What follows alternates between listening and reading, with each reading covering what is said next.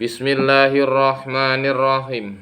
Ismatuhum utawi rineksane para nabi lan rasul. Utawi rineksane para nabi lan rasul kasairil malaikati kaya sekabehane malaikat iku wajibatun mesti wa fadalu lan ngungguli sapa rasul lan nabi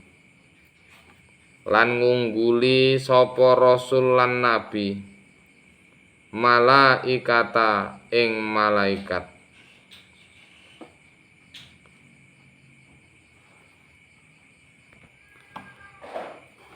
Jadi orang mukallaf baik jaler estri laki-laki maupun perempuan wajib untuk meyakini bahwasanya para nabi dan rasul itu punya sifat namanya sifat maksum atau dijaga dari perbuatan dosa. Maka zaman Nabi Muhammad ketika beliau belum diangkat menjadi nabi dan rasul, beliau ini meskipun masyarakatnya suka mabuk-mabukan, masyarakatnya suka berjudi, masyarakatnya suka saling membunuh, menyembah berhala, Nabi tidak pernah melakukan hal-hal itu. Jadi Nabi meskipun hidup di dalam kalangan masyarakat jahiliyah, beliau sifatnya maksum. Sehingga Nabi tidak pernah ikut ritual menyembah Lata, menyembah Uzza, menyembah Manan. Para pemudanya saling bermabuk-mabukan, senengane gelut. Tapi Nabi tidak pernah melakukan itu semua. Karena Nabi punya sifat maksum atau terjaga dari perbuatan dosa.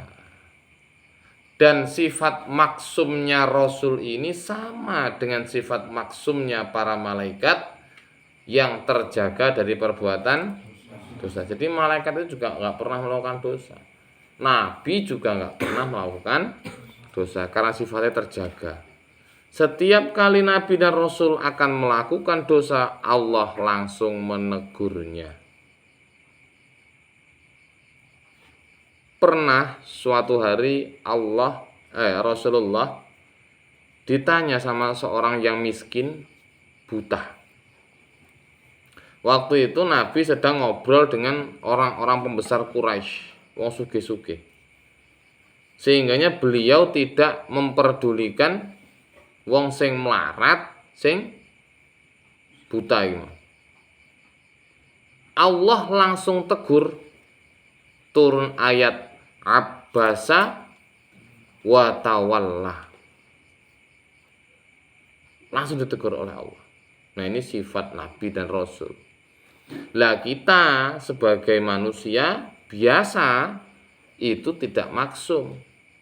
Kadang juga pernah bisa melakukan dosa. Tinggal sejauh mana kita bisa introspeksi diri agar kita semaksimal mungkin tidak melakukan dosa.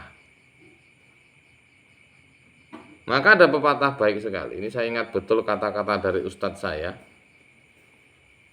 Ustadz Junaidi namanya. Beliau mengatakan, kalau kamu tidak bisa berbuat baik, yo jangan berbuat jahat. Kalau kamu belum bisa ibadah yang khusyuk, yang baik, maka jangan melakukan maksiat. Jadi nek salatmu kira-kira iso khusyuk gak apa-apa, sing penting salat. Dan yang terpenting jangan melakukan maksiat. Paham ya? Nah, jadi dikangkang maksiat. Jadi sing wis yang berlalu-lalu ya udah biarkan itu berlalu. Buka sekarang lembaran baru, jangan sampai kita melakukan maksiat meskipun ibadah kita belum tergolong ibadah para ulama. Meskipun ibadah dewe belum tergolong ibadah sing khusyuk. Dene pangkatipun ambiya mursalin punika sak nginggilipun para malaikat. Adapun pangkat derajatnya nabi dan rasul dibanding dengan malaikat itu masih tinggi pangkat derajatnya para nabi dan rasul. Kok bisa, Pak? Yo bisa. Karena apa? Nabi dan rasul itu manusia. Sifat jaise bahkan persifatan bangsa menungso. Jadi yo duwe akal, yo duwe nafsu, tapi sifatnya dimaksum. Sedangkan malaikat itu punya akal, enggak punya nafsu. Maka nek enggak melakukan dosa wajar mboten? Wajar.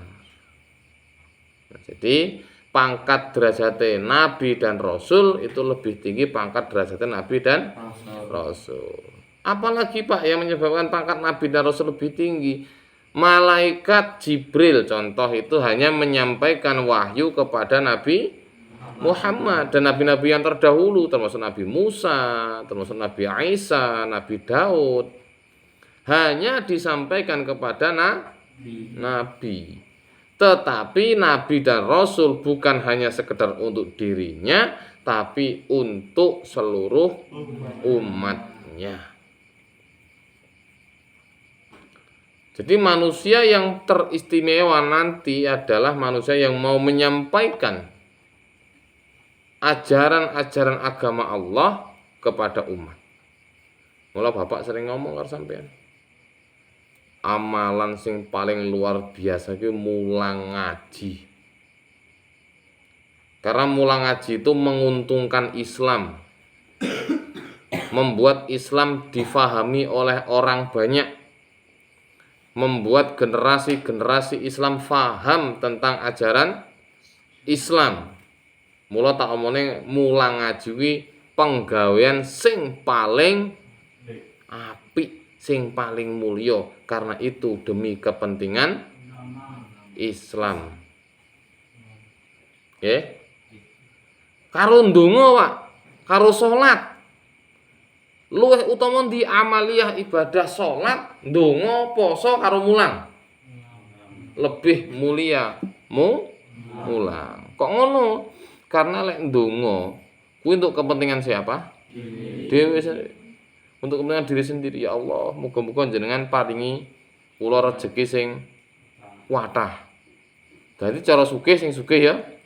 Ya dhewe. Islam dapat untung ndak? Mboten. Ya untungnya titik. Titik kok entuk untung titik, Pak? Iya. Dhewe duwe duit 1 miliar, enek masjid dibangun. Wani ngenai semen bernilai 0,5 miliar. Ora wani. Paling ngene ya 20 sak. Enggak ada 1% dari 1 miliar. Berarti tetap sing untung awake dhewe. Salat hajat. Kuwi ya sing untung awake dhewe. Salat tobat. Sing untung ya awake kepengin dosane di sepuro. Terus salat apa neh? Istikharah. Milih gitu. Kuwi ya kepentingane awake. Salat minta hujan, salat istisqa. Kuwi ya kepentingane awake.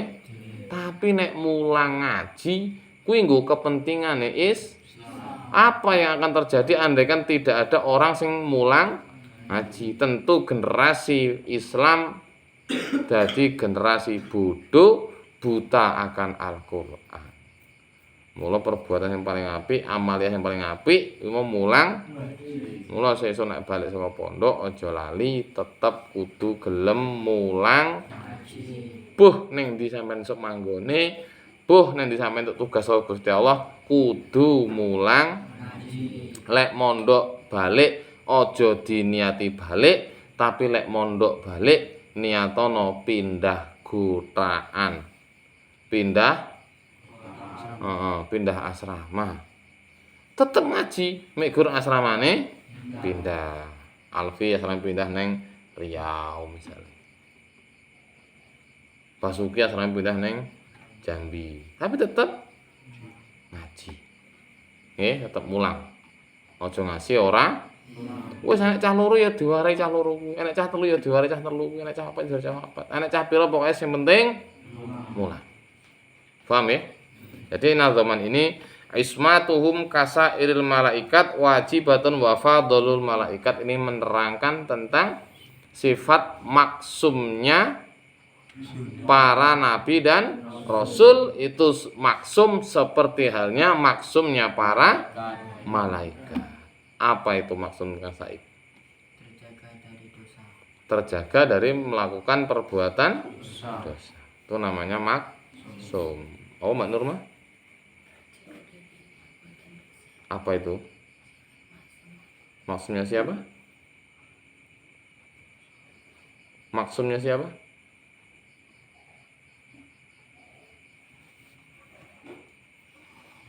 Maksumnya para nabi dan rasul. Enggak mungkin maksumnya Kang Basuki.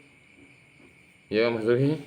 Jadi yang sifat maksum itu hanya para nabi dan rasul. Paham ya? Assalamualaikum warahmatullahi wabarakatuh.